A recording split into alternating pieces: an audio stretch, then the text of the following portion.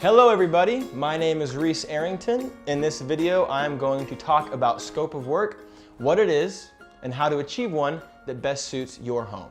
So, what is it? Scope of work are products and services rendered for a predetermined price. Or, to put it more simply, it's what your roofer is committing to putting on your roof. So here are some examples of what you might see on a scope of work. Replace the shingles, replace ridge shingles, replace underlayment, step flashing, counter flashing, pipe boots, heater stacks, vents, intake vents.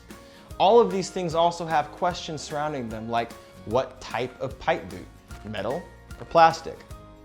How much decking are we going to replace? What technique are we going to use on the counter flashing? All of these details will affect the final price. So before you ask how much does it cost, we need to ask what exactly it is. One of the biggest mistakes homeowners can make is assuming that all the bids they've received have the exact same scope of work. Roofers' opinions vary. One roofer hasn't included any flashing. The other one has more ventilation. One bid has some rotten decking and the other one has a chimney cricket. Unless you've already provided your roofers with a detailed scope of work, the pricing on those bids is not going to be comparable. The scope of work is living. It will most likely change from what's on the first bids to what ends up on the final contract. So, if you have a roofer that you trust, sit down and have a conversation about what they think is best for your roof. They should have some ideas on how to replace your roof, but also how to make it even better. If they don't, now might be a good time to call Arrington Roofing. So if you do have 3 bids, you want to narrow it down first by scope of work, then price. Get to the point where you're comparing apples to apples. To do this, you'll first need to have a general idea of what it is you want.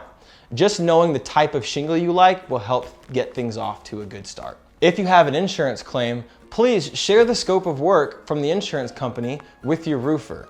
In an insurance claim, 100% of the scope of work from the insurance must be completed in order for you to get your full payment. And we just went over how complex a roofing scope of work can be, so don't make your roofers guess at it. Show them what the adjuster came up with and have them make changes from there. Once you receive your bids, pay attention to the differences in the scope of work and develop a new one based on your own personal research and the advice and evidence of your roofers. Sometimes they might suggest things that can save you a lot of heartache and money in the future. Now, with an insurance claim, your provider is going to have to approve all changes made by your contractor.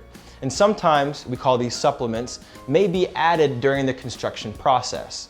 Don't worry about those. Typically, you're covered in most situations that we've seen. Then, once you have your new scope of work, you're gonna ask your roofers to bid accordingly. Now, this shouldn't be a problem. Roofers typically really appreciate being able to compete on a new scope of work.